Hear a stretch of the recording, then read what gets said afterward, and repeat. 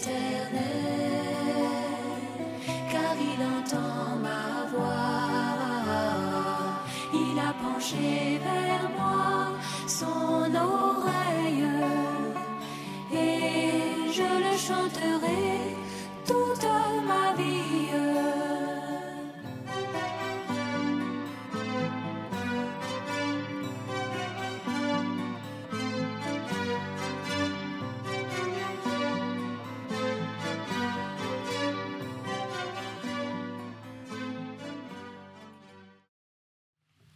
Merci Seigneur pour la guérison de notre sœur Cécile. Amen. Amen. Nous croyons que notre Dieu est Dieu. D'abord, je veux vous saluer dans son précieux nom. Et la gloire lui revient à lui seul. Il dit, je suis l'Éternel, là est mon nom. Je ne donne point ma gloire à un homme, ni mon honneur aux idoles. Pourquoi vous êtes déjà triste?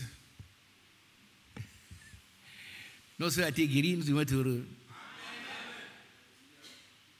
Il y a d'autres sujets, il y a des témoignages à rendre. Et la soeur Nanou, elle est là? Nanou, elle n'est pas venue. Qui a un témoignage à rendre?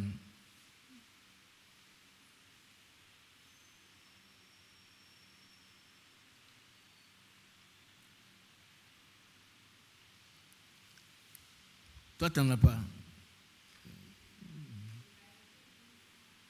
Après, gloire à Dieu. Celui qui ne se signale pas, ce n'est pas quand les autres vont commencer à rendre les témoignages. Et puis, il s'élève aussi. C'est ça, c'est clair. Il faut que ça soit bien clair. Parce que si on n'est pas disposé à le faire, il ne faut pas que maintenant que les autres on s'élève. Vous savez, quand les gens ont été guéris, délivrés, il était dans son bon sens et il voulait suivre Jésus. Le Seigneur lui a dit, va dans toute la vie, dis ce que Dieu a fait pour toi. C'est ça le sens du témoignage. Ça fortifie la foi des autres. Mais on n'invente pas. On n'invente pas. Si Dieu n'a rien fait pour toi, tais-toi, il ne faut pas mentir. Mais si Dieu a fait quelque chose de réel pour toi, tu ne dois pas le cacher. Amen. Moi, Dieu a fait quelque chose de réel pour moi. Mon côté droit était paralysé. Il a rétabli. C'était pas dans un songe. Vous comprenez? C'était pas dans un songe. Hein? C'est la réalité. Je me suis rendu compte que tout ce côté droit que vous voyez était paralysé. Et la voix me dit, tu vas faire une rééducation. Ah. J'ai promis au Seigneur de prêcher sa parole debout. Et alors, depuis 2h du matin, jusqu'à 4h, j'ai demandé la grâce de Dieu. Et puis à 4h, je saute sur mes pieds et je marche. Dites Amen. Amen. Non, un grand Amen. Amen. Alors, qu'est-ce qu'il ne peut pas faire pour vous? Qu'est-ce qu'il ne peut pas faire pour vous? Je ne sais pas, hein? Mais ça dépend de vous. Ça dépend de vous. Et puis, je suis venu, chaque fois j'ai dit que si nous ne méritons rien, ça doit rentrer. Il mérite quelque chose? Non. C'est parce que Dieu veut. Et Dieu est bon. Dieu est tout puissant. Il fait tout ce qu'il veut. Psaume 115, verset 3. Il est tout puissant, c'est toute la parole de Dieu. Depuis Genèse chapitre 1 jusqu'à l'Apocalypse 22. Dieu est tout puissant. C'est-à-dire, il fait tout, il peut tout faire. Il peut transformer, il peut guérir, il peut sauver, il peut délivrer. À Krefeld, pendant que le frère Franck prêchait, un paralytique a sauté de sa chaise roulante, il a commencé à courir. Qui a appris ça? Il y a un Dieu de Krefeld là-bas. Non. On n'a pas prié pour lui. Donc ici, là, les paralytiques doivent sauter, marcher.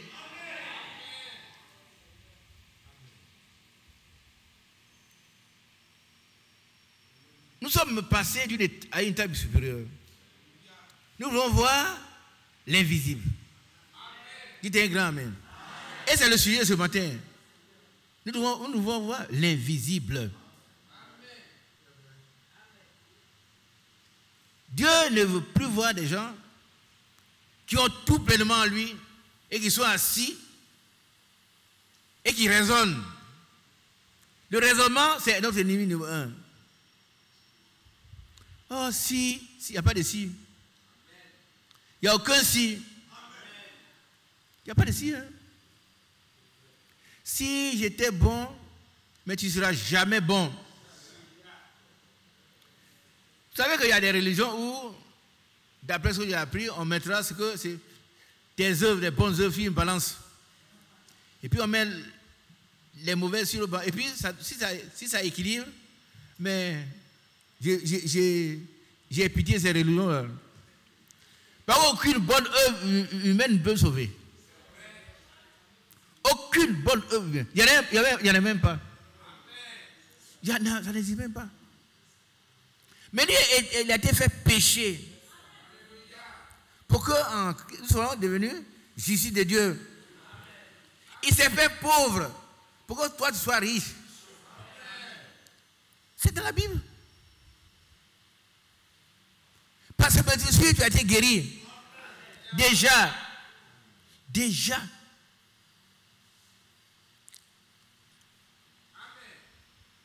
es déjà guéri. Maintenant, il te reste à accepter la guérison. Et frère Blanc dit, si on disait à quelqu'un, si quelqu'un vient le voir, il dit, mais guéris-moi, il dit non. Tu as déjà fait. C'est fait. Amen. C'est déjà fait. Que le nom du Seigneur soit mis. C'est déjà fait. Il faut accepter ce qui est fait. Notre Dieu est merveilleux. Alors, bien aimé, nous allons tenir debout. Et puis, il lit un passage.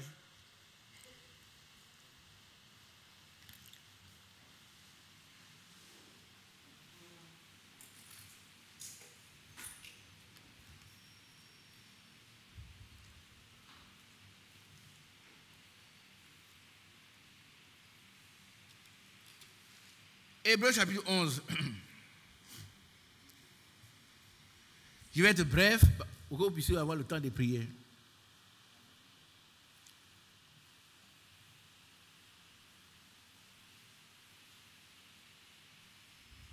À partir du verset 23.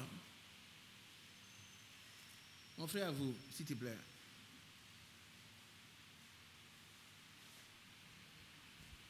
Hébreux 11, verset 23. C'est par la foi que Moïse, à sa naissance, fut caché pendant 3 mois par ses parents parce qu'il vit que l'enfant était beau et qu'il ne craignit pas l'ordre du roi. C'est par la foi que Moïse, devenu grand, refusa d'être appelé fils de la fille de Pharaon, aimant mieux être maltraité avec le peuple de Dieu que d'avoir pour un temps la jouissance du péché. Regardant l'opprobre de Christ comme une richesse plus grande que les trésors de l'Égypte, car il avait les yeux fixés sur la rémunération. C'est par la foi qu'il quitta l'Égypte sans être effrayé de la colère du roi, car il se montra ferme, comme voyant celui qui est invisible. Notre bien-aimé Père Céleste, donne-nous la foi. Donne cette foi que tu as donnée à Moïse. Cette foi que tu as donnée à ses parents. Ce matin, nous voulons expérimenter l'invisible. Oh, sois béni, Seigneur. Sois loué, exalté, magnifié au nom de Jésus. Amen. Veuillez vous asseoir. Voyant l'invisible. Amen. Que le nom du Seigneur soit béni. Bien aimé, nous voulons voir l'invisible. Les choses invisibles sont plus réelles que celles qui sont visibles. Alléluia. Les choses invisibles. Et ici, nous voyons la situation, le cas. On donne l'exemple de Moïse. Regardez un peu. On va lire et puis vous allez voir. À partir du verset 24. C'est par la foi que Moïse, devenu grand, refusa d'être appelé fils de la fille de Pharaon. Regardez un peu. Il serait très bref.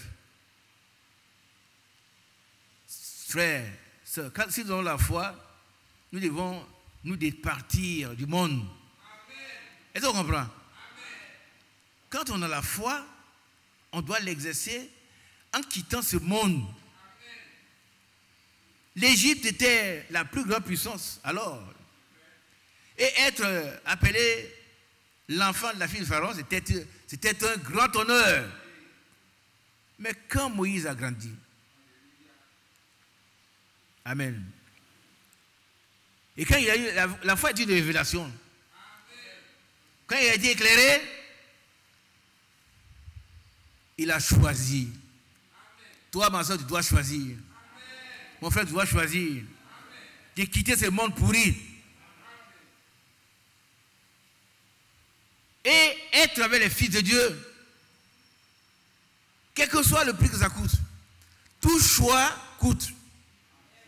Vous comprenez? Tous les choix qu'on fait coûtent.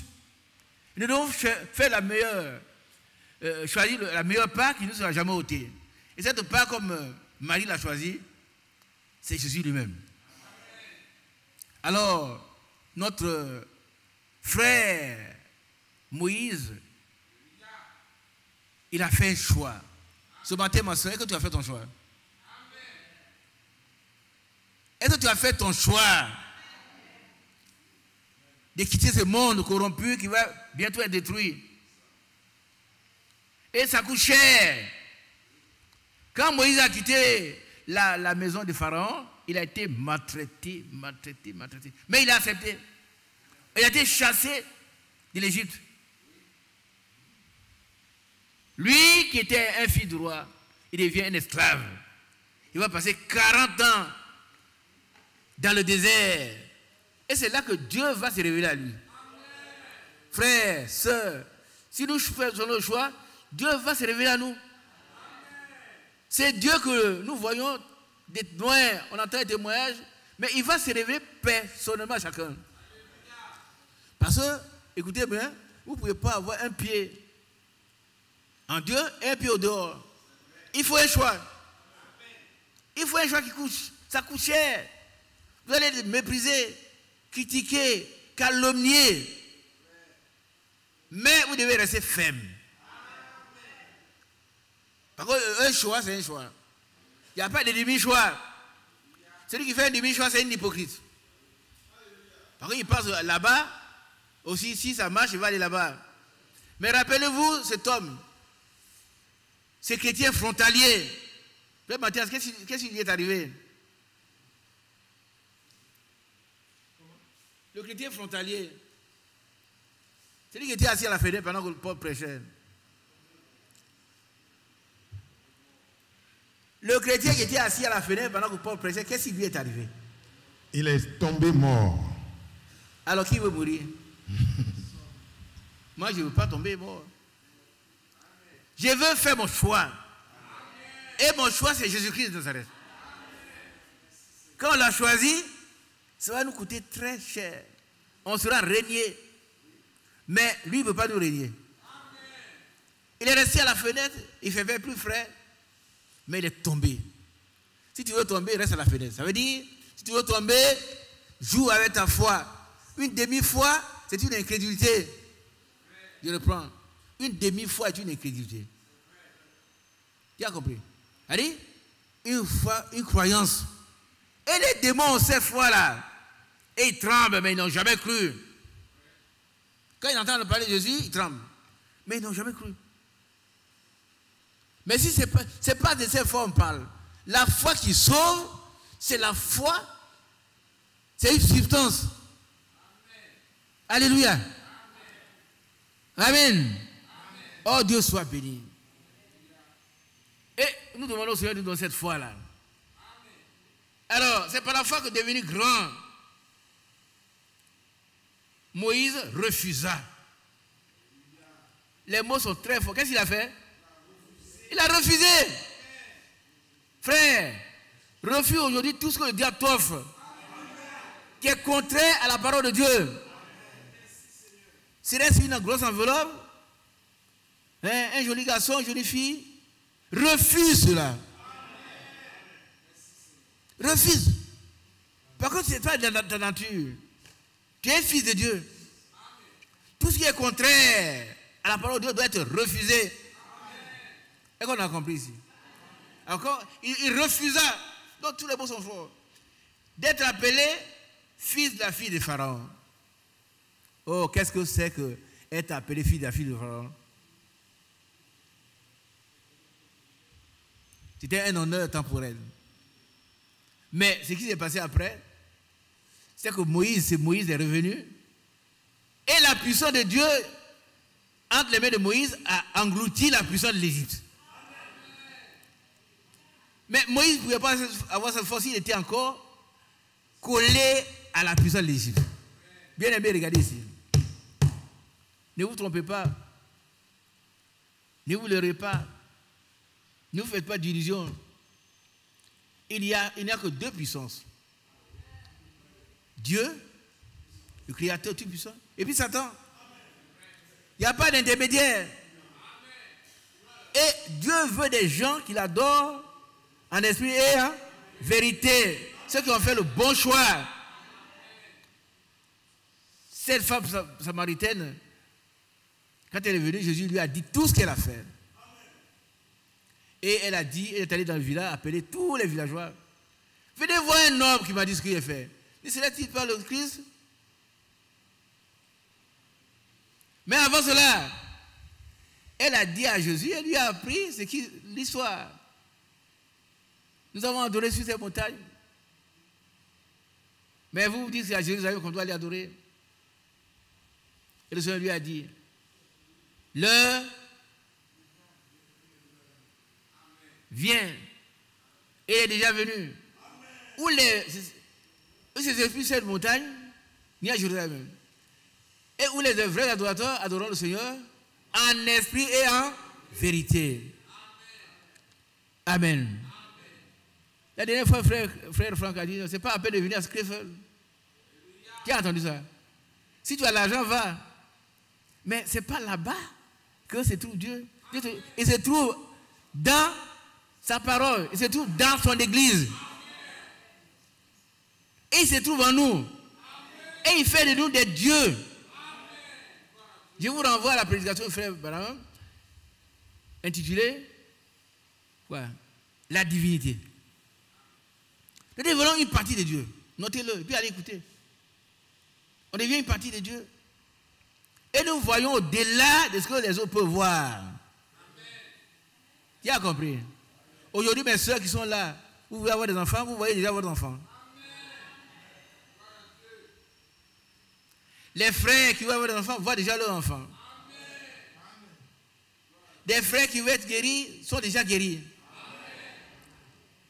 Ceux qui veulent avoir une entreprise, ils veulent avoir une société, ils voient déjà la chose. Ils voient au-delà du voile. Ils voient l'invisible. Et les choses invisibles sont plus visibles, réelles que les choses invisibles.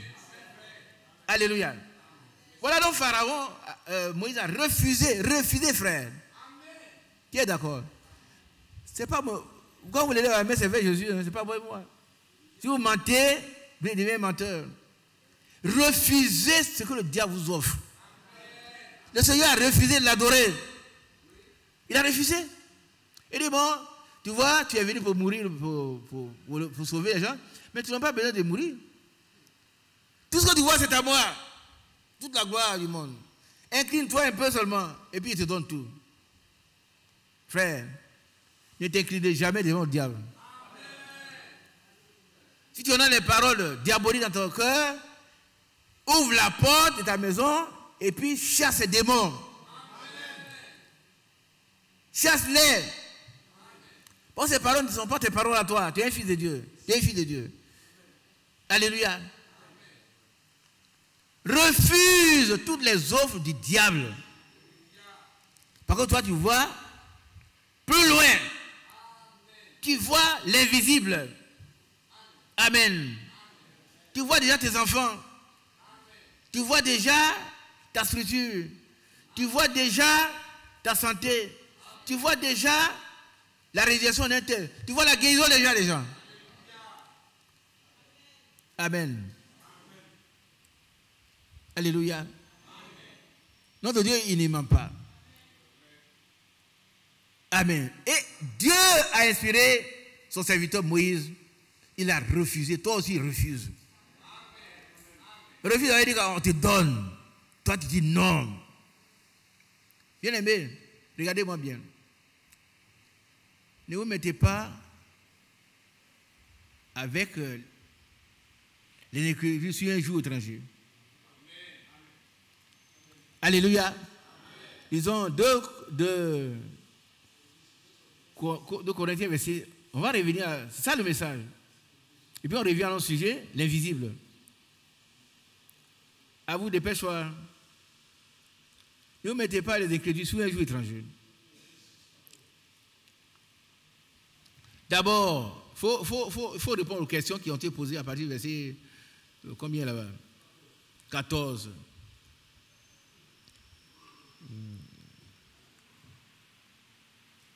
« 2 Corinthiens 6, à partir du verset 14.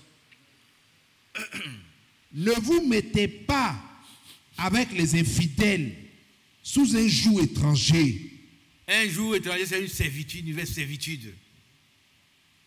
Or, le Seigneur nous a promis déjà son joug. Matthieu, combien 11, 20, 28. Il a donné son joug qui est léger. Son fardeau, lui met doux et humble de cœur. Il ne faut pas aller encore te mettre sous un joug étranger. Alléluia. Continuons, frère. Verset 14. Ne vous mettez pas avec les infidèles sous un joug étranger. Les infidèles, ce sont ceux qui sont infidèles à quoi? À la parole. À la parole de Dieu. Ils sont infidèles à la parole de Dieu. C'est-à-dire ils ne sont pas attachés à la parole de Dieu. Être fidèle, c'est être attaché à ce qui fait l'objet de notre foi. On est attaché. Nous devons être attachés à Dieu. Par contre, lui, il est fidèle.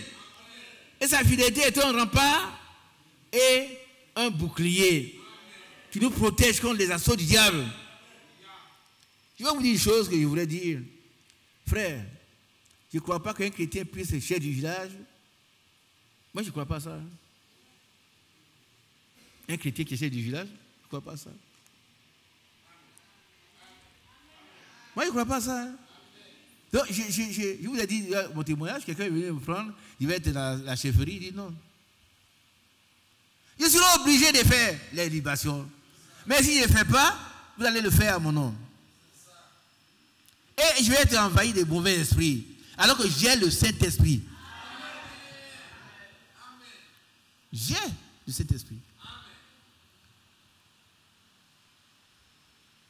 Et c'est une force, un honneur, c'est le chef. Dans mon village, la chefferie est dirigée par 5 familles. Il y a 4 familles. Et puis il y a le chef de terre. Le chef de terre, c'était mon cousin, mon neveu même. Il a un sabre, c'est lui qui parle d'abord.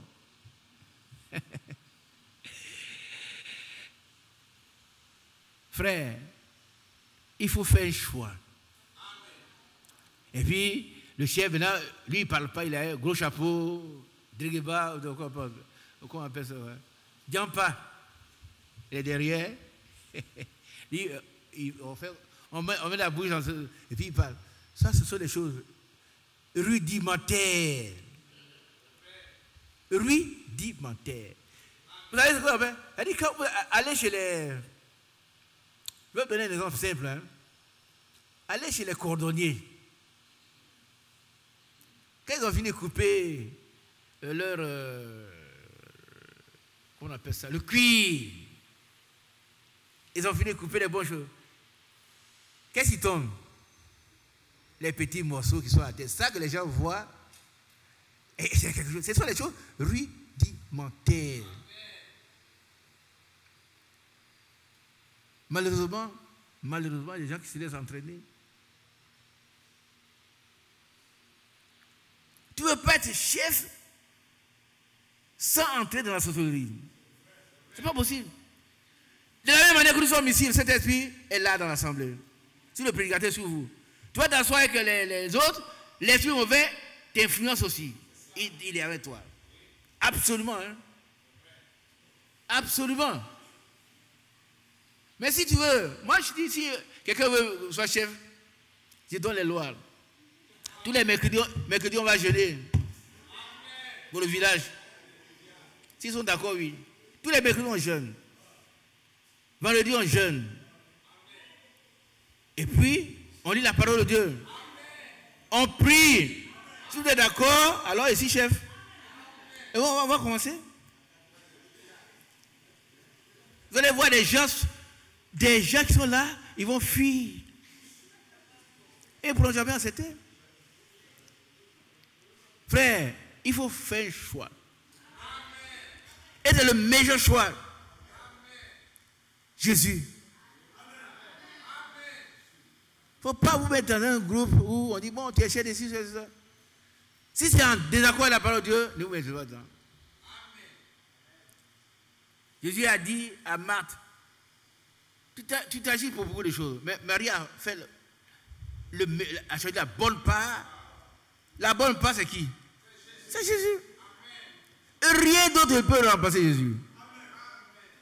Rien. Rien, frère. Rien. Vous êtes jeune, mais j'ai vu des gens dont la pensée, quand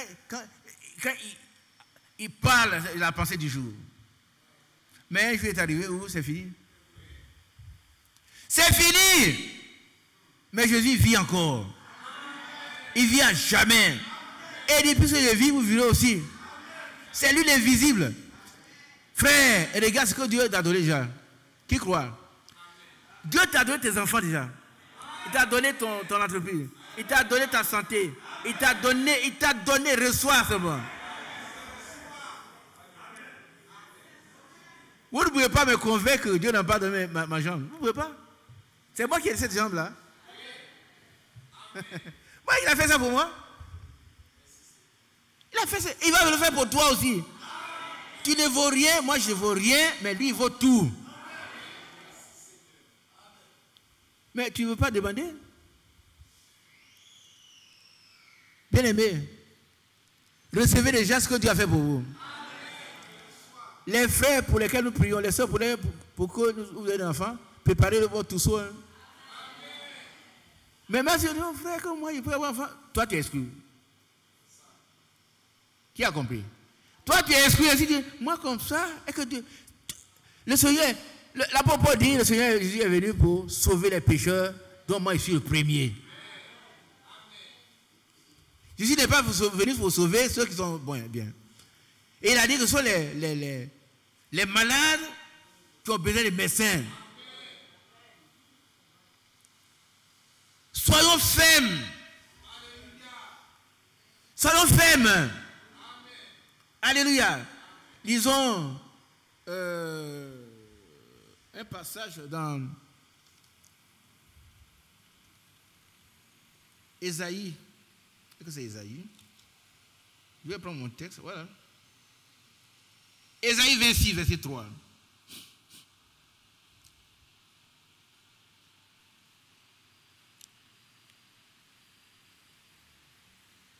Ésaïe 26, verset 3. Lis un peu plus haut avant d'arriver là. Verset 1.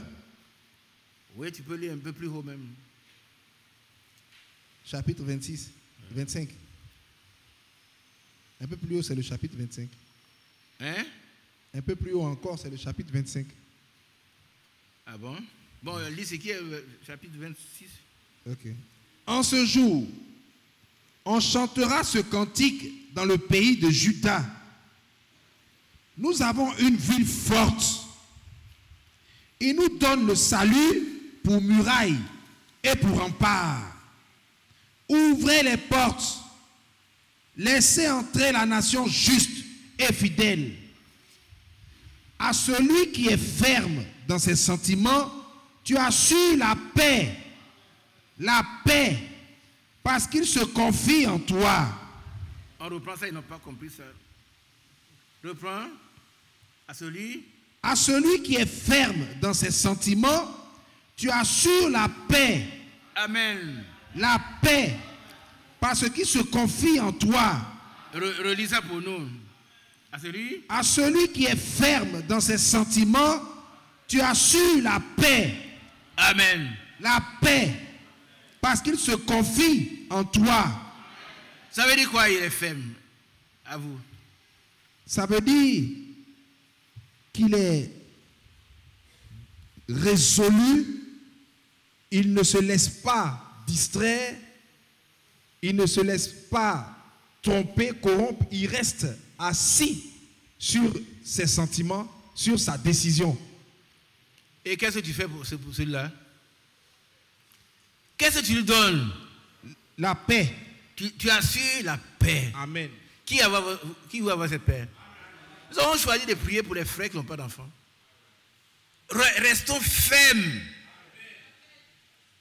Ne vous laissez pas dissuader par le diable. Hein? Non, est-ce que toi, ton cas là? Non. Ton cas n'est pas spécial. Amen. Qui a compris? Amen. Voyons l'invisible. Il y a eu 7 femmes stériles dans la Bible. Toutes ces femmes, excepté celle qui a blasphémé, ont eu des enfants. Et toi, tu auras ton enfant. Vous aurez vos enfants. Et même au moins un. Même au moins un. Dieu est Dieu. Hein? Ceux qui veulent autre chose, veulent être guéris, vous serez guéris. Acceptez la guérison déjà. Acceptez la guérison. Quelle que soit la maladie. Quelle que soit la maladie. Amen. Quelle que soit la maladie, frère. À celui qui est ferme dans ses sentiments, tu assures la paix. Soyons fermes dans nos sentiments. Et Dieu nous assure, pas va nous assurer, mais tu assures. C'est un présent de vérité. Tu assures la paix. Pas tu vas assurer, mais tu assures. Sa paix est assurée. Il est en paix. Alléluia. Soyons fermes. Et restons attachés à la fermeté. Au nom de Jésus-Christ. 1 Corinthiens 15. Corinthiens 15. Verset 58.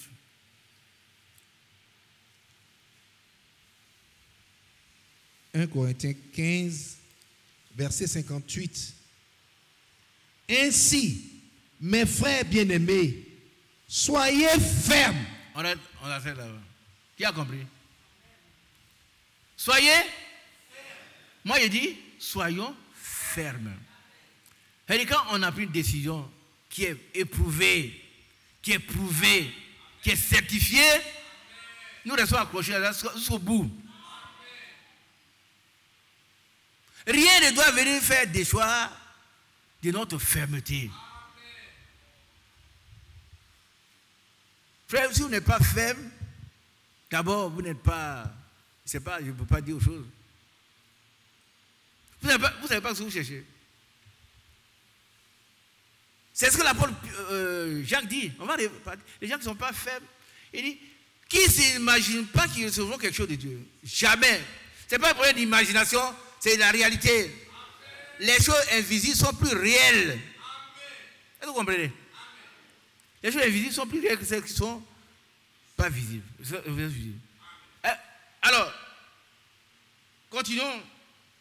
Ainsi, mes frères, Ainsi, mes frères bien-aimés, soyez fermes. amen. On va lire un peu plus haut.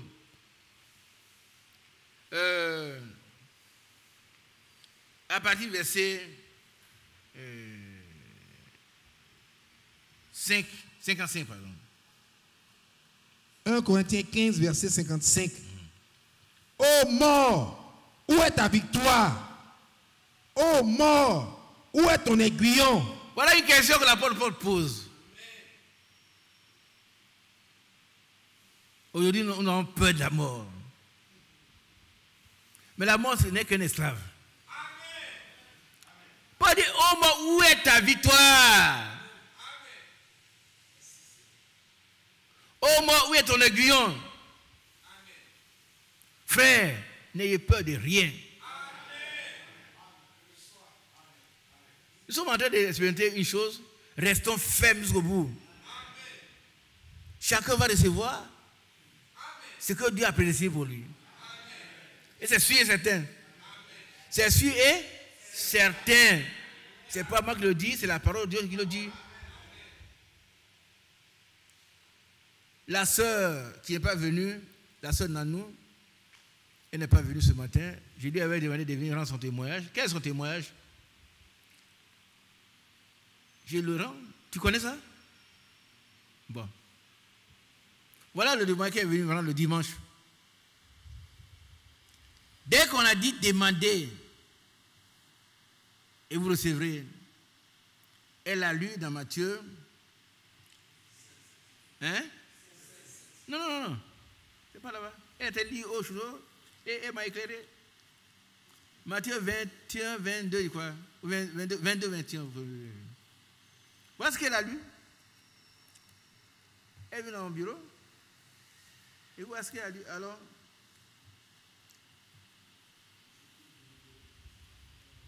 c'est 21, 22, 22, 26. 21, 22. Mais ça, écoutez.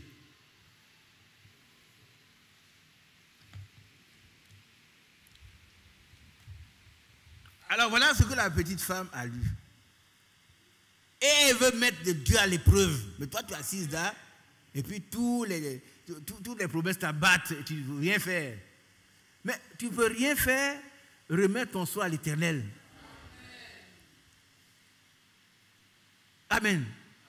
Voilà, allons-y, le passage qu'elle a lu. Matthieu 21, verset 22.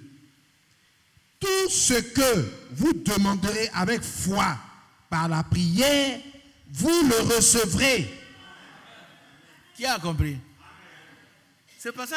Moi, je ne lis pas souvent. C'est elle qui a lu. Elle est voir le dimanche au bureau. Et puis elle dit, Seigneur, j'ai besoin de 100 000 francs. Je n'ai pas d'argent. J'ai besoin de 100 000 francs. Et Dieu lui donne 110 000. Voilà son papier signé, avec son téléphone.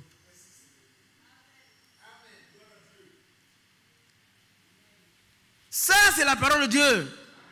Pourquoi Dieu ne lui a pas donné son 100 000 francs? Par contre, c'est ce qui est conforme à la parole de Dieu. Éphésiens chapitre 3. Éphésiens 3. Mais les gens ne connaissent pas la parole de Dieu. Il va te donner au-delà.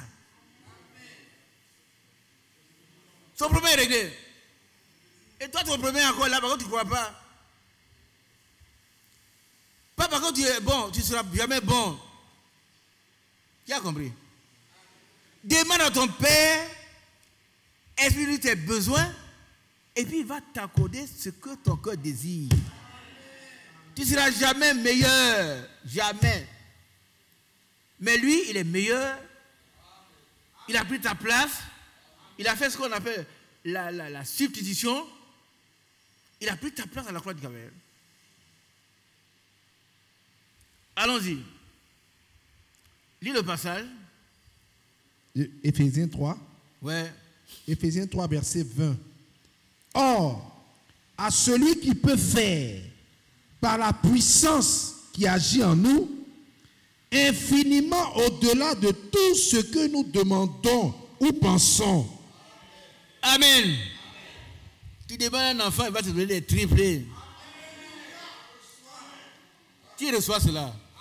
Nous allons venir ici, nous allons prier pour moi, on va venir ici passer, si Dieu le veut, on va passer les jours ici à genoux. Ici. Ceux qui ne peuvent pas jeûner là, apprenez à jeûner. Hein? Apprenez à jeûner. Est-ce que vous comprenez un peu? Il ne faut pas dire, moi je ne jeûne pas. Si par exemple Dieu pouvait nous permettre qu'en février, on soit ici, on ne vient pas pour manger, hein? On vient pour pleurer devant le Seigneur. Si Dieu le permet, il serait là. On ne vient pas pour manger. On va venir pleurer devant le Seigneur. Voilà ce que tu as fait pour Anne, Rachel, la femme de Manoach, Elisabeth, hein? Sarah. 6 femmes. Elles ont toutes eu des enfants. Et la Bible dit que c'est Dieu qui les a rendues stériles. Si Dieu peut rendre stérile, c'est qu'il peut aussi ôter la stérilité. Il faut voir les choses comme ça. Amen. Il dit, mets devant toi la vie et la mort. Choisis la vie et tu vivras. Toi, tu choisis quoi? La vie. Choisis la vie, ma soeur, mon frère. Et puis, il n'y a pas d'entrailles. Ton dossier de médical, là, rempli de... Non, celui-là, il ne peut pas coucher. Ce n'est pas le problème de Dieu. Hein? Qui comprend? Ce n'est pas le problème de... Regardez un peu. Moi, couché dans une chaise, la chaise où j'étais couché en réanimation, à 2 h du matin, tout mon côté doit être paralysé. Je dois me lever quand je ne peux pas. Et je suis dans les... Moi, je ne peux pas vous expliquer ce que c'est. Parce qu'en arrière, on te traite comme un bébé. Tu ne peux pas te lever pour aller... Tu es dans tout ce qui est sale. Si j'avais dit, bon, c'est vrai, bon. Et puis on a nommé même Guessa Emmanuel, mon fils. C'est avec lui, il a fait... Il dit, Seigneur, non. Non. Mais pendant qu'il disait non, là, le problème n'était pas réglé. Hein? J'essaie de me lever, bro. J'entends ici, là, bro. J'entends le bruit. Ça a duré 2 heures. Et bien à la fin de la deuxième heure, Dieu a eu pitié de moi. Il doit avoir pitié de toi. Il doit avoir pitié de toi. Il va avoir pitié de toi. Nous avons tout de Dieu par pitié, par grâce. Pourquoi? Parce que nous sommes ses enfants. Est-ce que vous comprenez un peu? Nous sommes ses enfants. Une bonne mère, elle voit l'enfant, il est vers 14 heures, l'enfant vient, papa, maman, j'ai faim. Va là-bas! Tu n'es pas à la maison, je ne te donne rien à manger. Ce n'est pas une bonne mère. Une bonne mère, elle lui donne à manger. S'il y a à manger, on lui donne à manger. S'il n'y a pas, on va chercher pour lui. Et puis on règle les autres problèmes. Amen. C'est ce que Dieu fait. Quand Pierre était en train de se noyer, Jésus n'a pas dit, toi Pierre, tu vas voir, bois un peu d'eau d'abord. J'attends. Bon, regarde ton ventre. Bon. Après, non, il a dit, Seigneur, au secours. Immédiatement, aussitôt, le Seigneur l'a sauvé. Le Seigneur, c'est le Dieu de aussitôt.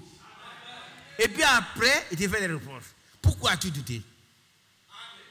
Quand il t'a mis à l'abri, il dit, mais pourquoi tu as douté? Quand tu vois ton enfant, il va dire, mais pourquoi tu as douté? Quand tu vois dans ton entreprise, il va te dire, pourquoi? J'ai vu sur Internet,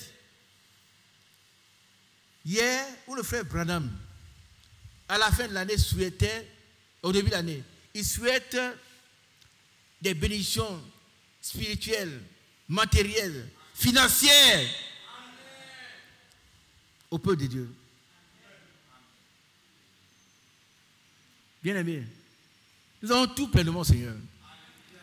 Voyons au-delà de ce qu'on ne voit pas, sans voir l'invisible. Est-ce que vous comprenez? Qui comprend? Il faut voir déjà ce que Dieu a dit qu'il va te donner et puis accepte.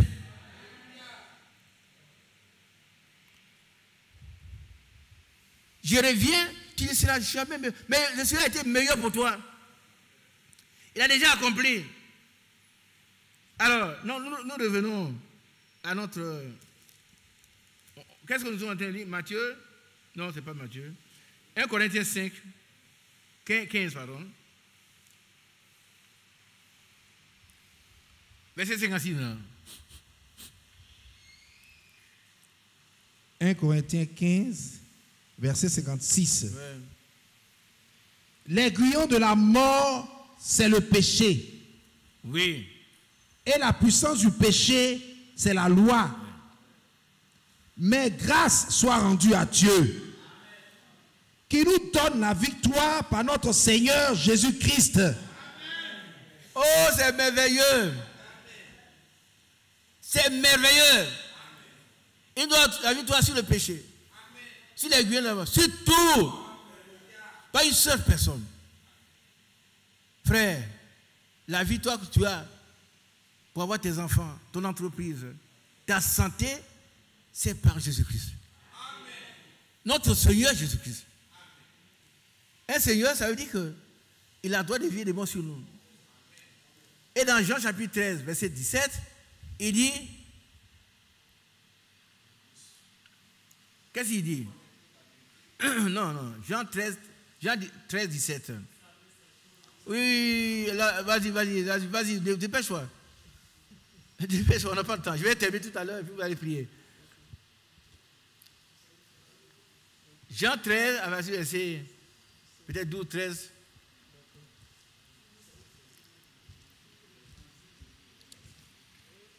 Bienvenue à notre frère Francis Seka.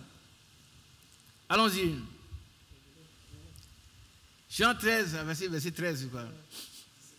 Jean 13, à partir du verset 17. Ouais, non, il est un peu plus haut. Un peu plus haut. Verset 15. 13, ok. Vous m'appelez Maître Seigneur, et vous dites bien, car je le suis. Non, pas je suis. Je le suis. Oui. Car je le suis. Non, je n'entends pas le. Moi, je n'entends pas le. Hein.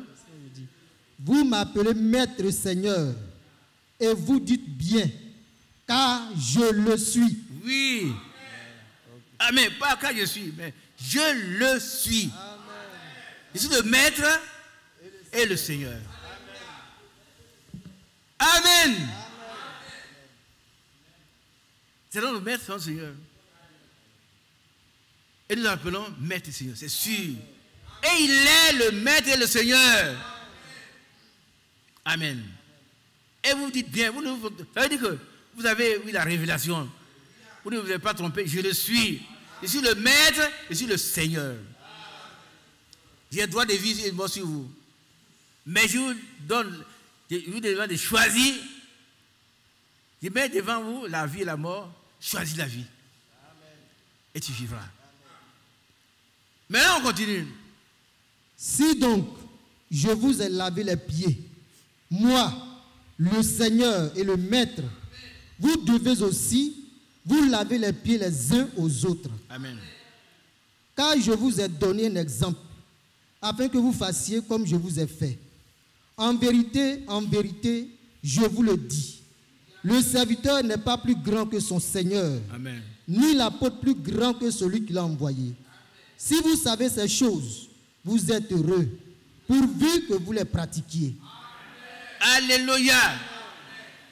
Ça dit que vous êtes heureux, pourvu que vous les pratiquiez. En les pratiquant, nous recevons une rémunération. Et ce que nous donnons à Dieu, il nous donne. Nous ne venons plus ici pour prier mercredi jusqu'à 17h. Non. Nous venons pour prendre ce que Dieu nous a promis. Et chacun doit répartir ici les mains chargées de bénédictions. Vous devez dire aux autres, quand je vais, je suis béni. Et ça doit être concret. On n'est plus satisfait. Bon, je suis allé, j'ai vu un peu la chair de poule. Non. Je veux avoir des enfants, j'ai des enfants. Je veux avoir une entreprise, Je n'ai pas d'argent, j'ai de l'argent. Regarde cette soeur-là. J'ai demandé 100 000 francs, il y a eu 110 000 francs. Et ça, c'est conforme au sein de l'Écriture. Hein?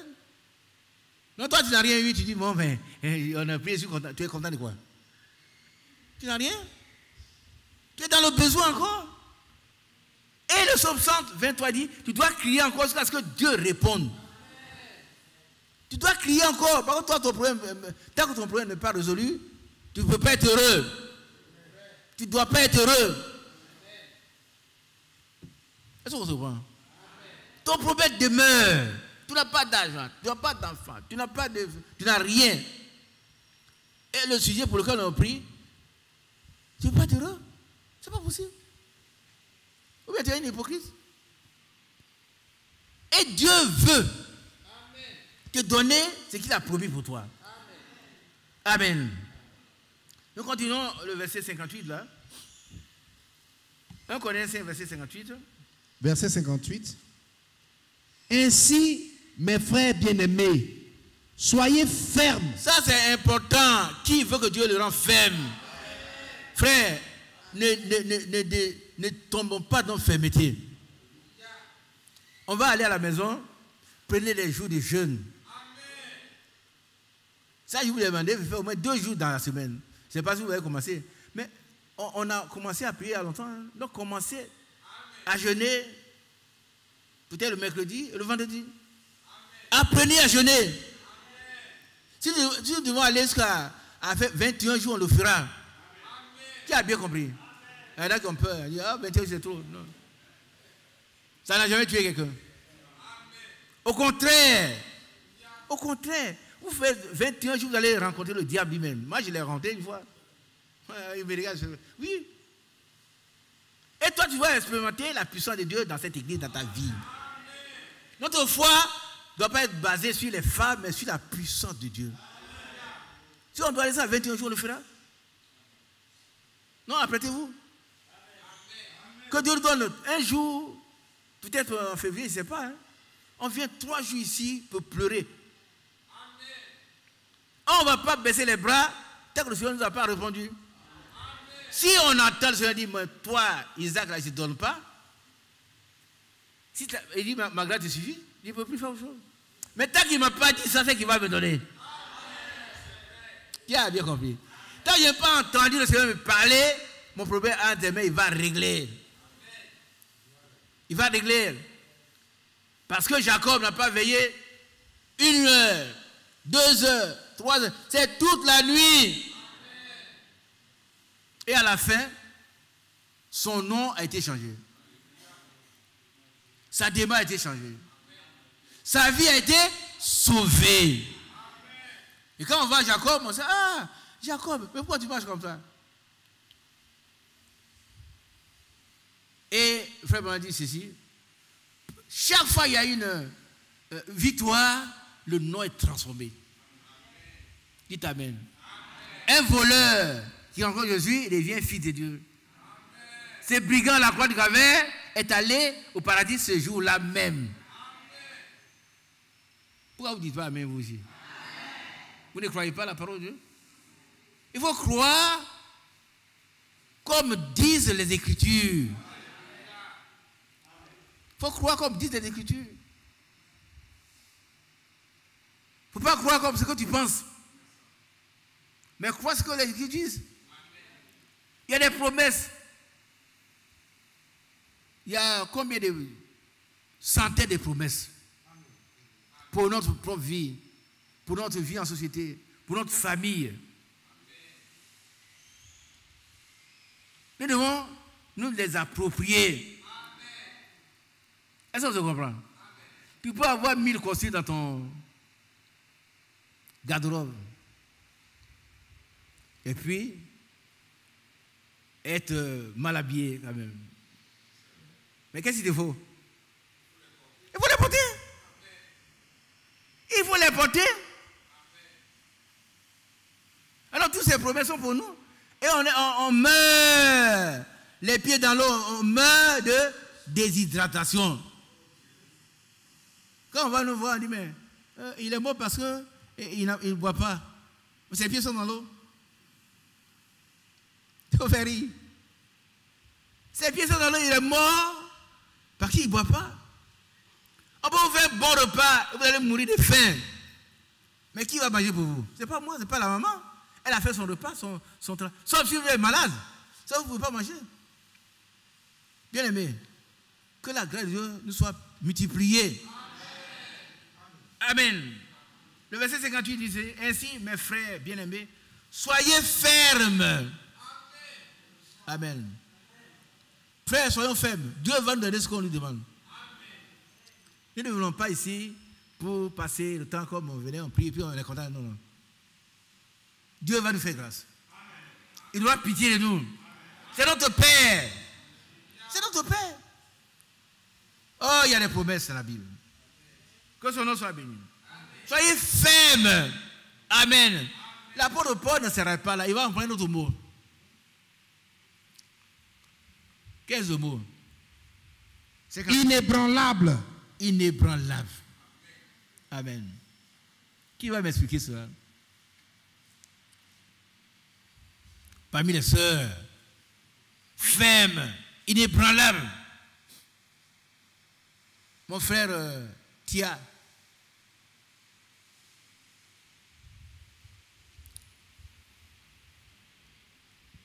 Frère Tia, explique et puis prends la chose pour toi. Amen. Bientôt ton entreprise doit sortir de terre. Amen. Gloire à Dieu. Accepte. Amen. Je reçois. Accepte. Amen. Allons-y, frère. Inébranlable, a dit celui qui ne panique pas, qui ne tremble pas devant une situation. Oui. Il reste attaché, ferme. Elle dit on ne peut pas trembler, il ne panique pas. On ne peut pas l'ébranler. Alors, Yao, c'est Yao, non? Viens. Voilà un miracle. Dieu fait des grands. Viens, viens ici, viens. Viens, Yao. Vas-y.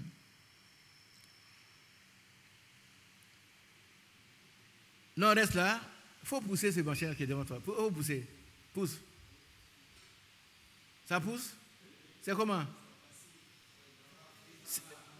Va pousser la porte là-bas. Va pousser le cadre. Il faut déplacer. Vas-y. Déplace le cadre. Non, il ne faut pas jouer. Dépasse pas toutes tes forces.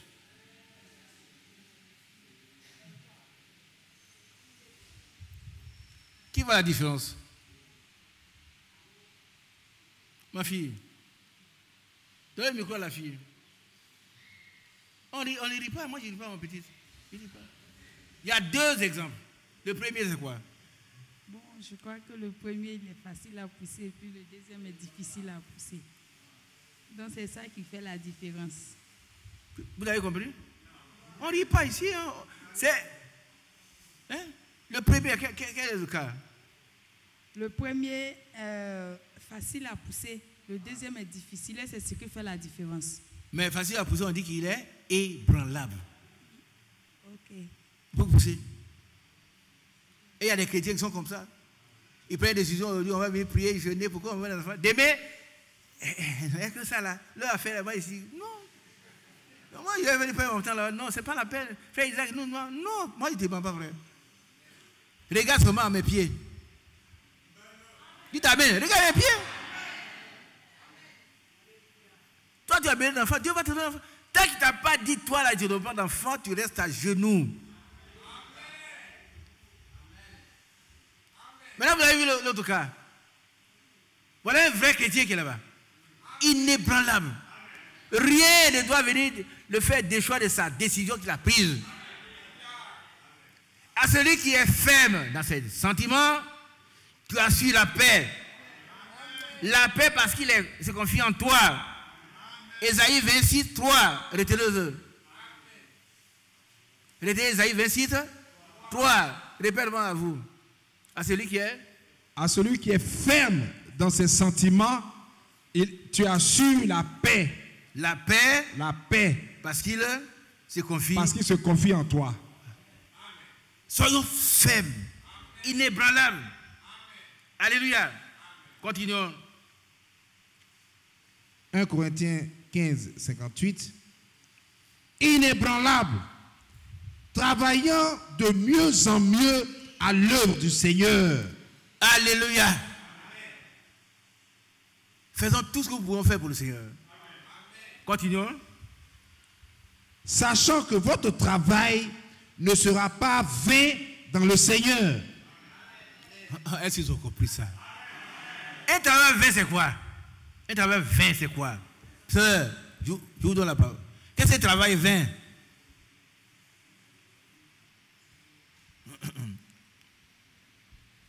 Un travail vain, ça veut dire un travail sans salaire. Sans salaire.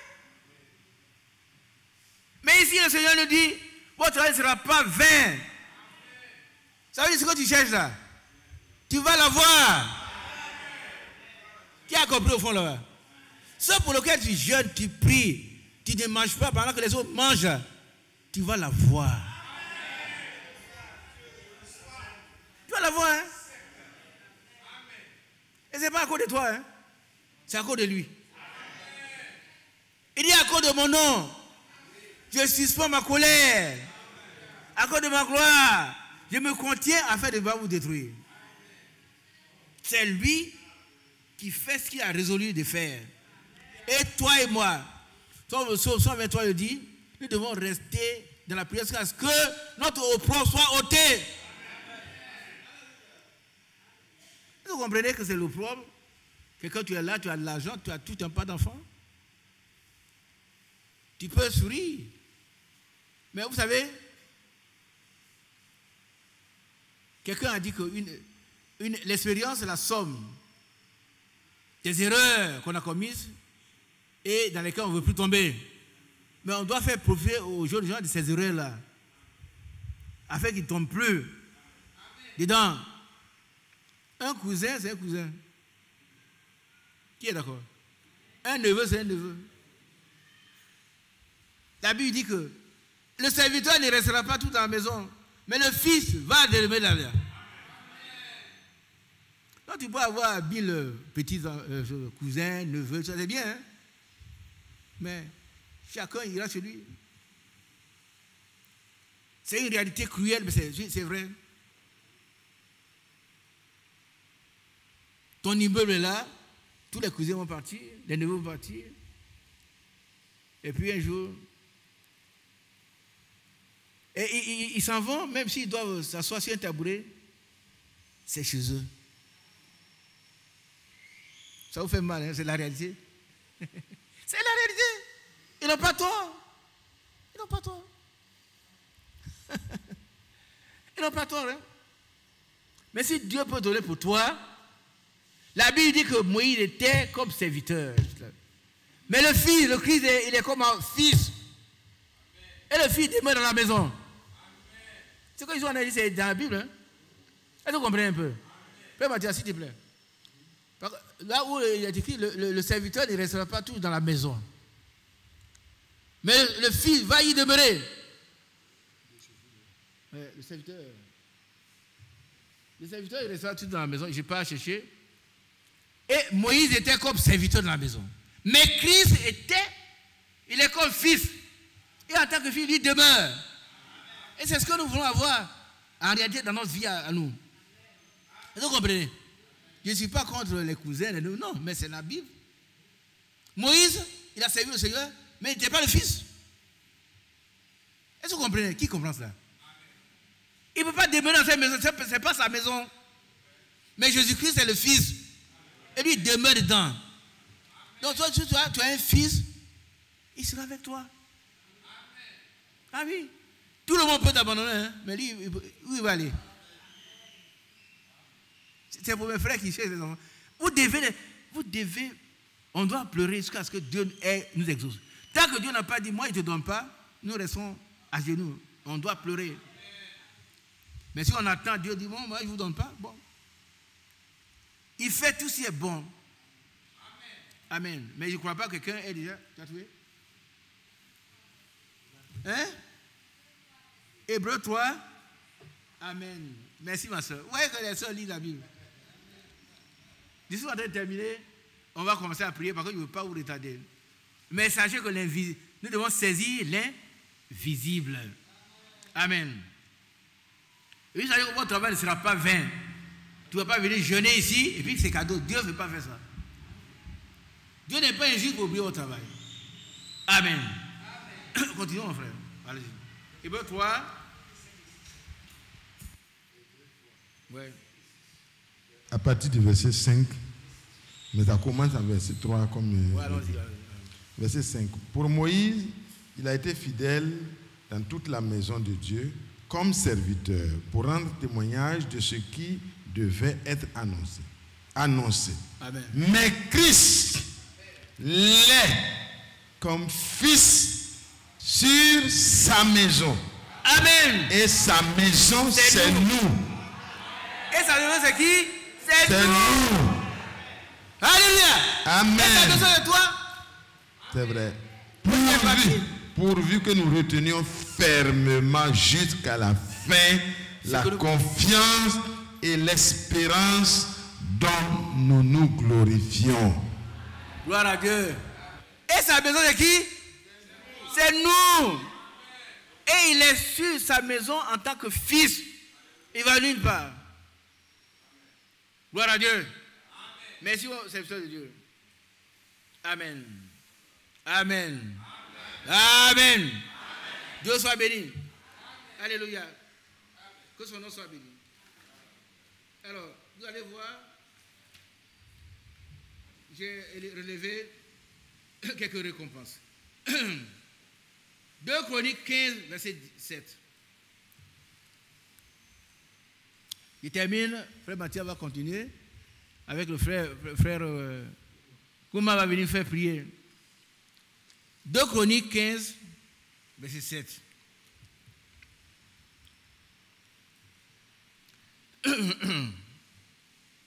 Deux Chroniques 15, verset 7. Vous donc, fortifiez-vous et ne laissez pas vos mains s'affaiblir. Vous donc, c'est qui? C'est toi. Tu cherches à avoir des enfants. Tu cherches à avoir quelque chose que Dieu possède. Dieu possède cela. Et tu dois prendre. Il ne faut pas te décourager. Pas décourager. Il ne faut pas décourager. Allons-y, frère. Reprends. Vous donc, fortifiez-vous et ne laissez pas vos mains s'affaiblir, car il y aura un salaire pour vos œuvres. Le salaire, ce sont tes enfants. Par contre, le salut est gratuit. Personne n'a fait quoi que ce soit pour avoir le salut. On a sauvé par la foi. Gratuitement. Maintenant, nous voulons avoir des choses qui demandent notre contribution. Un travail. Une œuvre. Alléluia. 1 Corinthiens 15, 58, ça on a lu déjà. Hébreux chapitre 6, verset 10. Hébreux 6, 10. Hébreux 6, verset 10. Car Dieu n'est pas injuste pour oublier votre travail et l'amour que vous avez montré pour son nom. Gloire à Dieu. Amen. Dieu n'est pas injuste pour oublier votre. Mais on va lire un peu plus haut pour voir la persévérance de la prière. Continuons la lecture. Verset 9. Quoique nous parlions ainsi, bien-aimés, nous attendons, pour ce qui vous concerne, des choses meilleures et favorables au salut. Car Dieu n'est pas injuste pour oublier votre travail et l'amour que vous avez montré pour son nom, ayant rendu et rendant encore des services aux saints. Continuons. Verset 11. Nous désirons que chacun de vous montre le même zèle. Nous désirons, frère, regardez ici, le zèle c'est le contraire de la paresse. Quand on entend le frère, non, moi, frère, ça là, c'est trop long. De toute façon, il n'y a pas eu d'enfant, c'est pas grave. C'est grave. C'est grave. Si c'était pas grave, Abraham n'aurait pas attendu 25 ans.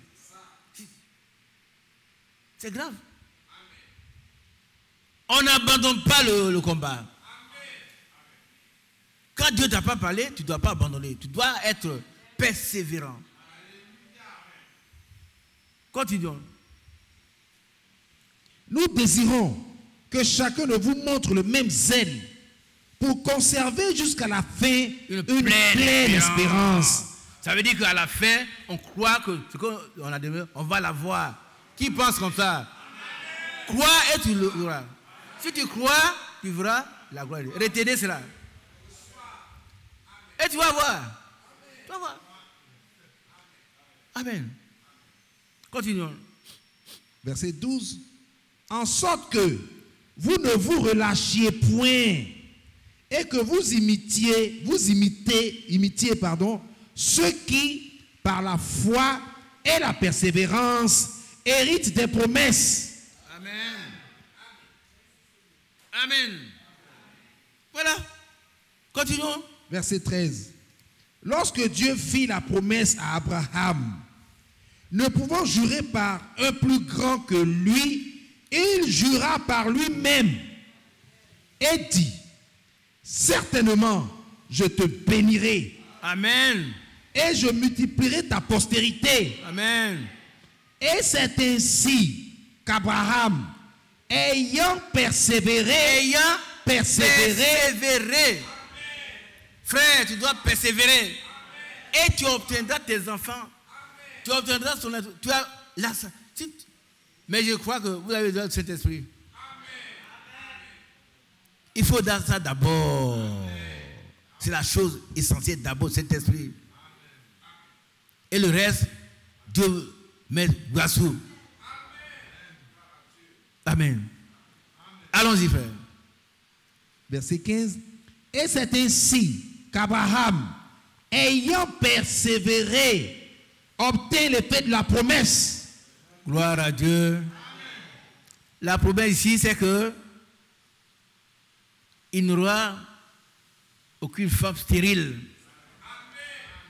Parmi mon peuple, même parmi les animaux, il n'y aura pas de stériles. C'est écrit. C'est une promesse. Ça doit s'accomplir dans nos vies. Amen. Et là, celle qui a été appelée stérile, enfante, 7 fois. 7 fois. 7 fois. Amen. Nous continuons. Verset 16. Non, ça va. Prenons 1 Corinthiens 3, verset 8, c'est quoi?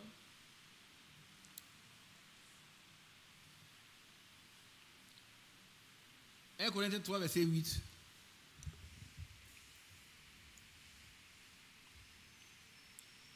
1 Corinthiens 3, verset 8. Verset 8. Celui qui plante et celui qui arrose sont égaux, et chacun recevra sa propre récompense selon son propre travail. Amen. Hébreux 10, 35.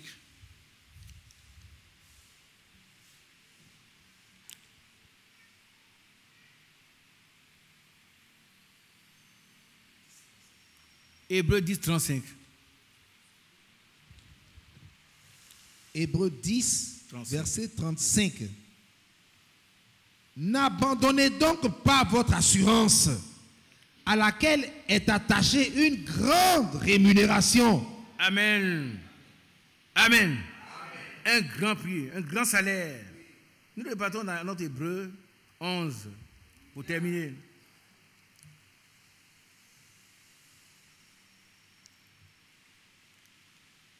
Hébreu 11 par rapport à Moïse qui a vu l'invisible.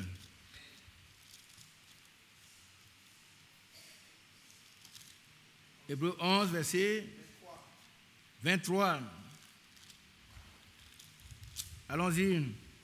C'est par la foi que Moïse, à sa naissance, fut caché pendant 3 mois par ses parents, parce qu'il vit que l'enfant était beau et qu'il ne craignit pas l'ordre du roi.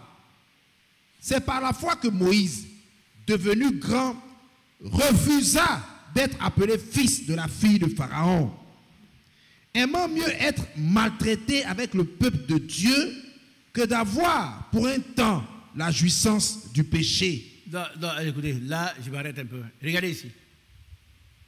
Regardez-moi. Tous ces gens qui se disent chrétiens, qui continuent de voler, chercher les femmes, les garçons, ils jouissent pour un temps de la puissance du péché. Vous comprenez un peu? Quand vous voyez un jeune homme, un chrétien, et puis il va courir après les femmes, et c'est ma suivre.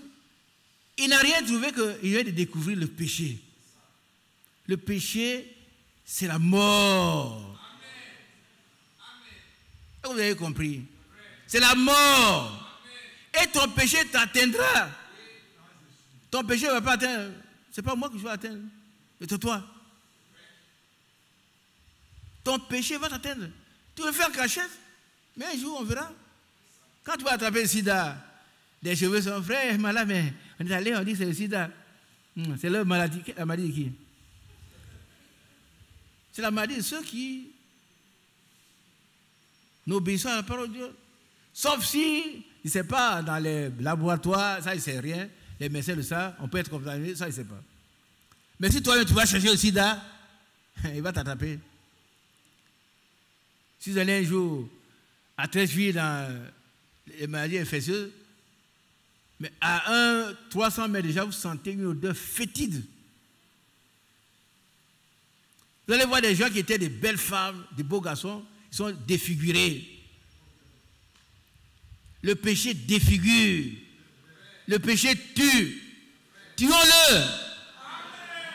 Tuons le péché. Tuons le péché. Quand la vitesse, quand on dit la vitesse, tu tues la vitesse, on dit 120 à l'heure, tu fais 120 à l'heure. Ne fais pas 140, 200 à l'heure, non. Mais si ta voiture peut durer à 200 à l'heure, l'environnement n'est pas propice à 200 à l'heure. Tu vas te trouver dans les rêves et puis mourir. Et tu vas parler des sorciers. Le sorcier n'entend que toi, tu fasses des erreurs. Tuons le péché, frère. Ceux qui jouent encore avec leur vie, en allant courir après les femmes et les garçons, vous jouez avec vos vies. C'est le plus vieux péché. L'adultère. C'est pas nouveau. Hein? Et puis, il y en a qui pensent qu'il faut être vieux comme fait ça. Non. Timothée était un jeune homme. Qui a entendu parler de Timothée? C'est un jeune homme. Et il était pasteur. Il ne courait pas après les filles dans l'église. Non. Alléluia. Lis-moi 1 Timothée chapitre 4, je crois. Vous allez voir comment Timothée, un chrétien, comment il vit. Il a beau être jeune, s'il est affranchi, il reste chrétien.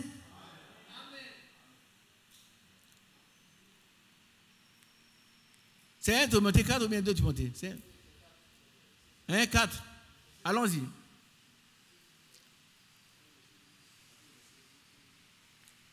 « 1 Timothée 4, verset 12.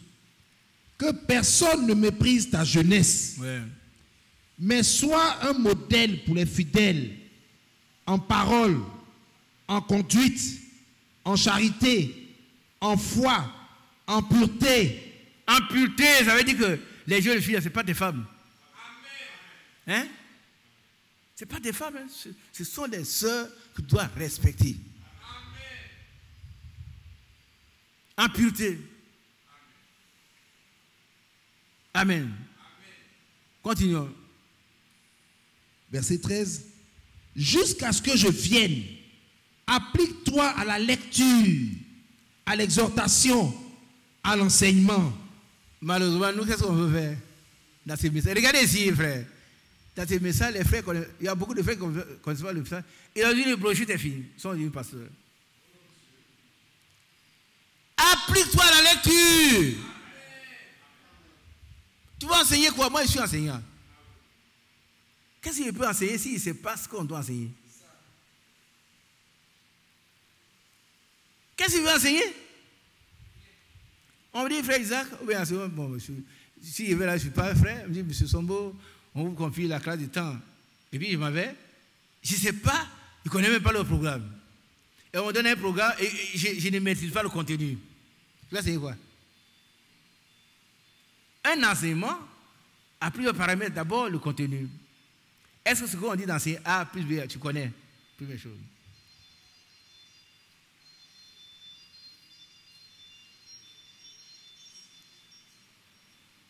vous comprenez?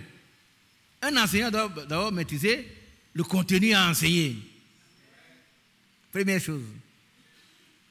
Et puis ce contenu qu'il doit enseigner là, il doit l'adapter à son milieu. Deuxième chose. Troisième chose maintenant, il doit avoir la méthode pour enseigner cela. Voilà un enseignant. On n'enseigne pas n'importe quoi, à n'importe qui, n'importe quand. Ça, c'est l'enseignement, ça. On appelle la didactique. Donc, Timothée doit enseigner. Mais pour enseigner, il faut apprendre. Et pour apprendre, il faut lire. Il faut qu'il s'applique. C'est ce que nous ne faisons pas, malheureusement. J'insiste. Frère, vous écoutez la parole de Dieu? Non. Vous écoutez les cassettes? Non. Vous écoutez les prédications du frère Franck? Non. Vous avez tout sur votre YouTube. Et ils font autre chose hein, sur ils ont tout sauf ce qu'ils doivent écouter pour grandir. Ça, ils n'écoutent pas. Mais reprends le conseil qu'on a donné à Timothée. 1 Timothée 4, verset 12. Mais un peu plus haut. Exerce-toi à la piété.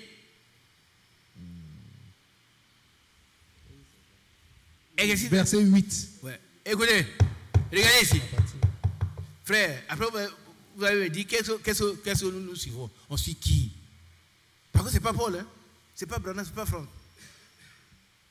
Ce sont des gens qui font des efforts pour appliquer ce qui est écrit. Mais nous, on suit qui?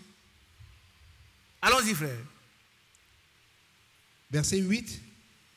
Exerce-toi à la piété. Ça veut dire qu'il faut aimer la parole de Dieu et puis faire ce qu'elle dit. Par exemple, on doit jeûner jeune. Jeune. Jeune. Est-ce que vous comprenez un peu? Qui comprend ici? Exerce-toi la piété, c'est Paul qui parle à Timothée. Mais toi, tu dis, il faut jeûner. Non, frère. Quand je jeûne, j'ai mal au ventre. Non. Quand je jeûne, je vois des choses. Et il ne peut même pas jeûner ce jour. Mais le Seigneur a dit, les œuvres que j'ai faites, vous en ferez aussi. Vous en ferez plus grand. Il a commencé son ministère par 40 jours de jeûne. Toi, tu ne peux même pas faire un jour. Tu ne peux pas faire un jour. Et tu veux avoir les mêmes bénédictions que nous? Non. Dieu n'est pas injuste. Dieu n'est pas injuste. Tu vas rester là comme ça, tu vas regarder. Quand les gens sont chargés de bénédictions, ils passent, ils les regardent. Ils vont à gauche, ils les regardent, ils vont à droite. Mais toi, il faut que tu fasses ce que Dieu t'a dit, frère. Exerce-toi à la piété. Amen. Soyons prêts, frère. Soyons prêts. Allons-y. Car l'exercice corporel est utile à peu de choses. Peu de choses. Tu peux courir ici à Gamé. Ça ne sert à rien. Ça sert. Bon, tu vas avoir les mises solides. Mais ça ne suffit pas. Ton problème spirituel demeure. Ton problème spirituel demeure. Il faut faire ça. Et il suffit. Plus l'exercice spirituel. Fais les deux. Et tu seras un homme complet. Continuons. Car l'exercice corporel est utile à peu de choses, tandis que la piété est utile à tout. Amen. La piété est utile à tout. La piété, c'est l'attachement à Dieu et à ce que Dieu nous demande de faire. Amen. Maintenant, on repart à Timothée, où on lui dit les deux conseils. Verset 12.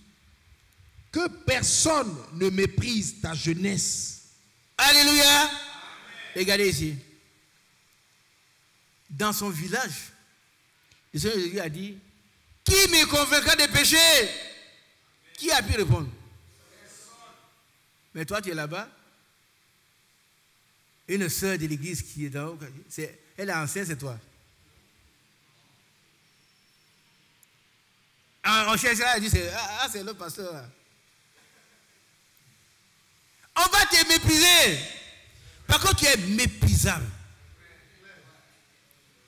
On ne peut mépriser que ce qui est méprisable. Timothée, on ne peut pas le faire. On est là, on dit chez nous, on cherche, c'est lui. Ah, c'est sa soeur. On dit c'est sa soeur. La soeur et moi, on est tombés. Mais vous étiez à terre. Vous n'avez jamais été debout. Prenez les heures de Timothée, c'était un enfant. Timothée était un enfant. Il a vécu une vie spirituelle, réelle. Continuons la lecture. Mais sois un modèle pour les fidèles, en parole, en conduite, en charité, en foi, en pureté. Voilà ce qu'on doit être. Continuons. 13. Jusqu'à ce que je vienne. Tout le temps que Paul n'était pas là. Applique-toi à la lecture. Oh frère, est-ce que vous appliquez, vous lisez les brochures? Il y en a plein. On produit les brochures là pour les gens qui sont ailleurs. Nous à l'église, on ne lit pas. C'est dommage, frère. Ça me fait de la peine. Vous donnez les dîmes, vous donnez de l'argent pour imprimer, c'est pas fou. Si tu ne veux pas prendre ton YouTube, mais les brochures sont là-bas. Il y en a à la bibliothèque. Mais comment tu veux grandir dans la connaissance de la parole de Dieu? Les soeurs, les frères, c'est là, ils sont bons. Oh, vous voyez ici les gens qui ne sont même pas dans cette église-là. Ils ne donnent pas un sou, hein. Ils viennent prendre, ils s'en vont se nourrir. On produit des brochures. Même quelqu'un m'a écrit de Madagascar. On lui envoie là-bas. Vous ne comprenez pas? Ces brochures-là, ce sont des trésors, frère. C'est un trésor. Mais nous, ça ne nous dit rien. Mais les frères qui disaient les brochures, ils devaient être débordés chaque dimanche. J'ai lu, j'ai pris ça. Mais c'est pas possible. Ils sortent, ils s'en vont. Ça fait de la peine. Hein? On n'a pas commencé cette église comme ça. Non. Il y avait pas assez de brochures. Quand on sait que à vous, à lui, j'ai acquis cette génération de crucifiés Christ. Je guette ça. Dès qu'il a fini, il prend. Ah oui. J'ai acquis cette génération de crucifiés Christ. Et puis, il a lu un autre, il dit, fais-toi quand, dis-moi. Et là, il le crucifiait. Et on ne sait pas les brochures comme ça. On était instruits. Mais comment aujourd'hui on produit votre propre argent, ça ne vous dit rien. Ça ne vous dit rien. Vous allez faire de l'église du message une dénomination. C'est tout. Le contenu, vous ne connaissez pas. Puis Jésus vint. Vous ne savez pas ce que ça veut dire. Or, quand Jésus vient, ton problème est réglé. Puis Jésus vint. Écoutez, c'est là que les gens étaient guéris. Cette prédication du frère Branham, ça m'a fait du bien, ça m'a fait du bien, ça m'a fait du bien. Quand Jésus est arrivé, il trouve quelqu'un qui arrive, il veut le tuer, il veut agresser Jésus. Jésus n'a rien dit. En le regardant, il est tombé à ses pieds. Au pied du maître. Alléluia. Et les gens étaient en train de trembler. Oh, ces légions-là, on ne pouvait pas le lier. Il a brisé tous les fiels. Il était au cimetière. Et il fallait que Jésus vienne ce jour-là pour délivrer les gens. Les soeurs et frères ne savent même pas de quoi il parle. Oh, c'est ça le message. C'est le message. On a fait l'église du message. Une église, on s'en va, on vient. Non, frère. Votre argent produit des trésors pour les autres. Vous êtes assis. Il est venu se mettre devant le Seigneur. Il a posé les vêtements. Il dit, Seigneur, je vais te suivre. Le Seigneur a dit non. Va dans toute la ville. Dis aux hommes ce que Dieu a fait pour toi. Amen. Ça, je le sais parce que j'ai écouté plusieurs fois, j'ai lu. Il y en a qui sont là, ils ont des problèmes. Mais la plus grande bataille jamais livrée. Ils ne savaient pas ce que c'est. Mais allez écoutez ce que le frère m'a dit. La plus grande bataille jamais livrée. Quand tu écoutes ça, tu comprends comment Dieu nous a rendu vainqueurs. Et toi, tu es assis là, ton argent travaille, et puis tu ne sais même pas de quoi il s'agit. Ça me fait mal au cœur, frère. Chaque lundi, on va venir, je vais parler de ces choses. Des dimanches, et puis... Notre église, c'est le message, c'est Koweït. Non, frère. Je m'inscris en faux comme ça. Hein. On n'a pas... L'église était un petit troupeau. Mais les gens étaient... Ils lisaient. Tu lis ça, tu te couches. Pendant que tu dors, Dieu te parle. Amen. Mais combien de fois Dieu nous parle? Oui. On s'en va, on laisse tout tomber. Mais la Bible, on la reprend peut-être le mercredi. C'est pas bien, hein? Ce n'est pas bien du tout. C'est pas bien. Que Dieu ait pitié de nous. Repartons dans notre texte de base. Il faut, on va terminer. Hébreux 11, à partir du verset 20, on va aller à 26.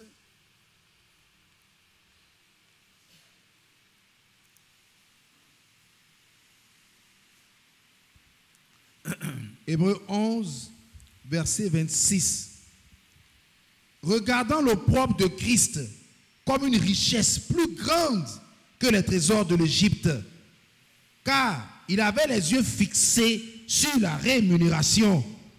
Oh, dites Amen. Il ne faut pas laisser passer les points forts.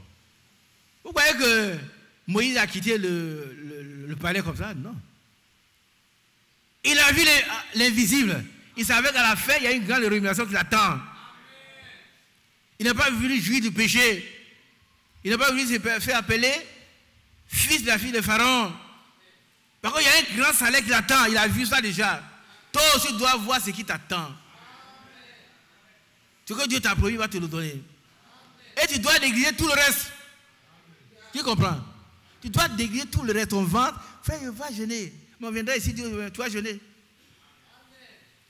Tu as dit 3 jours, tout le monde jeûne 3 jours. En une semaine, ce serait une semaine. 21 jours, ça doit être 21 jours. Ça. Moïse, lui, a vu qu'il y a un grand salaire. Il a vu l'invisible.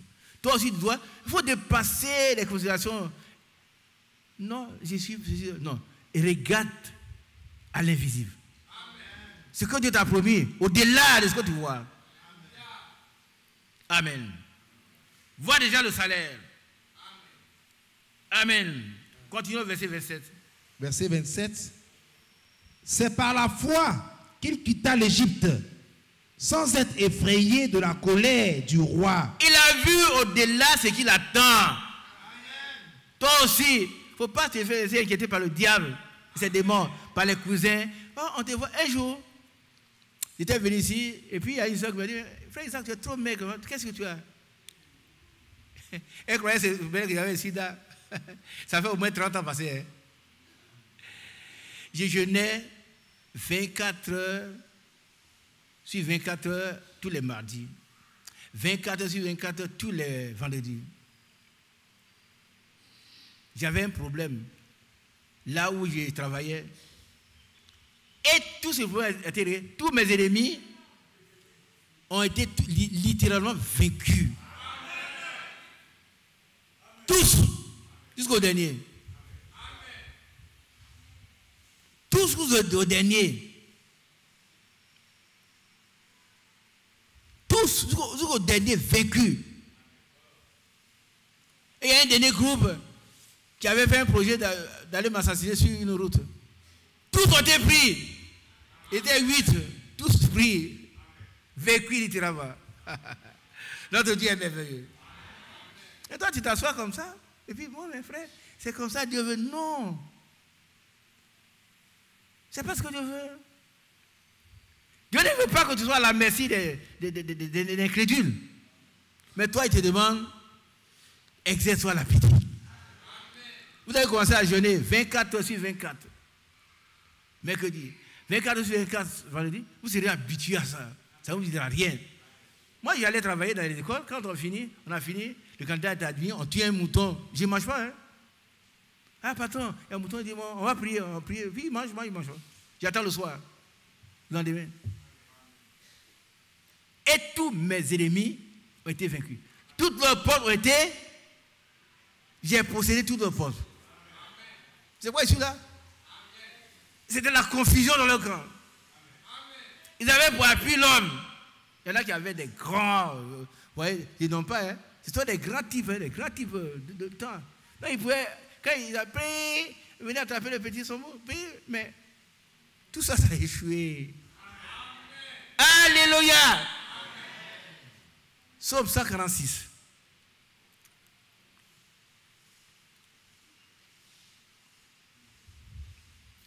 Non, non, frère Kouma d'approcher. Frère Kouma, s'il te plaît. Psaume 146, à partir du verset 1er. Psaume 146, verset 1. Louez l'Éternel. Mon âme, loue l'Éternel. Je louerai l'Éternel tant que je vivrai. Amen. Je célébrerai mon Dieu tant que j'existerai. Ne vous confiez pas aux grands. On reprend ça. Ne vous confiez pas aux grands. On reprend. Aux fils de l'homme qui ne peuvent sauver. Amen. Leur souffle s'en va, ils rentrent dans la terre, et ce même jour, leurs desseins périssent. Qui a compris ça? Vous allez vous confier à un homme? Non. Non, frère. Qui a déjà chanté on ne peut pas acheter Dieu et l'argent ici? Vous n'avez pas chanté ça? Il y a quand il dit on ne peut pas acheter Dieu et l'argent? Mon fils.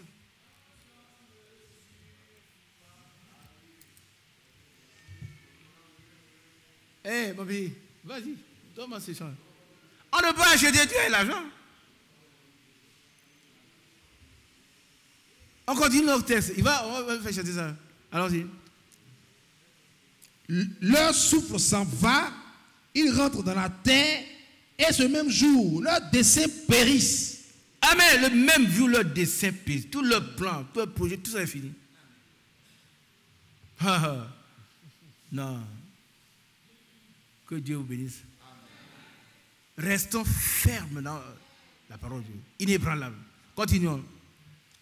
Heureux celui qui a pour secours le Dieu de Jacob, qui met son espoir en l'Éternel, son Dieu.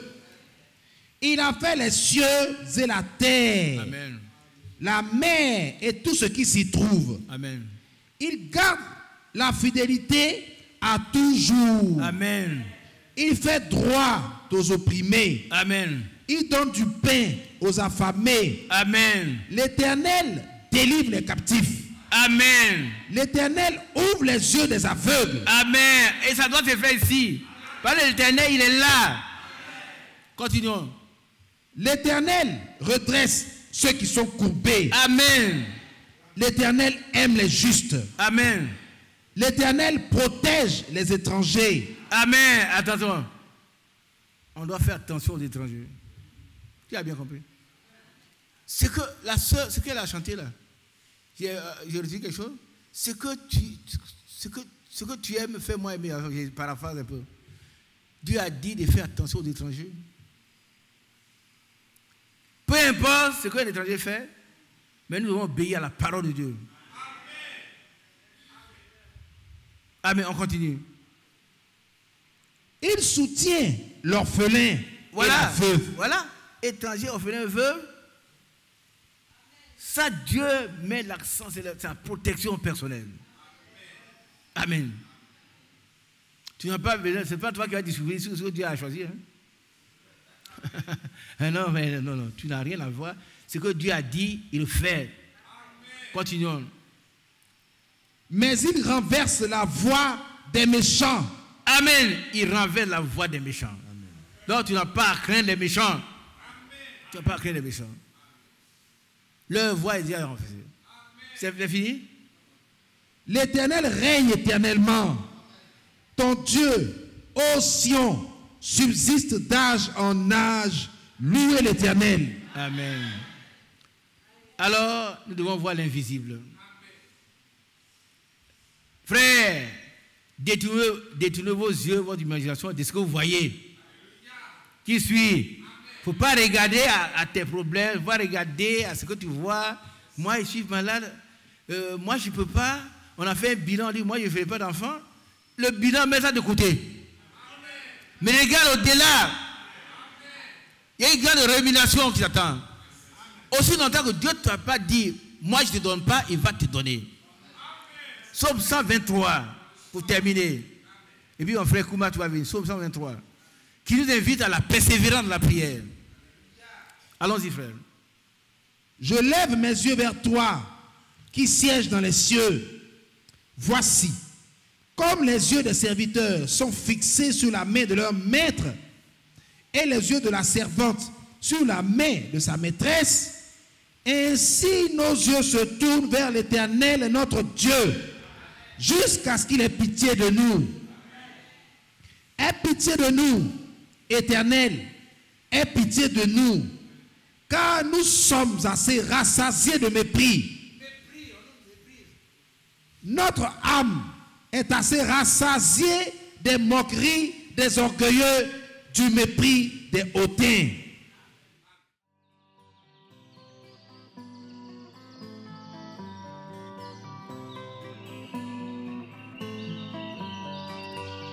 J'aime l'Éternel,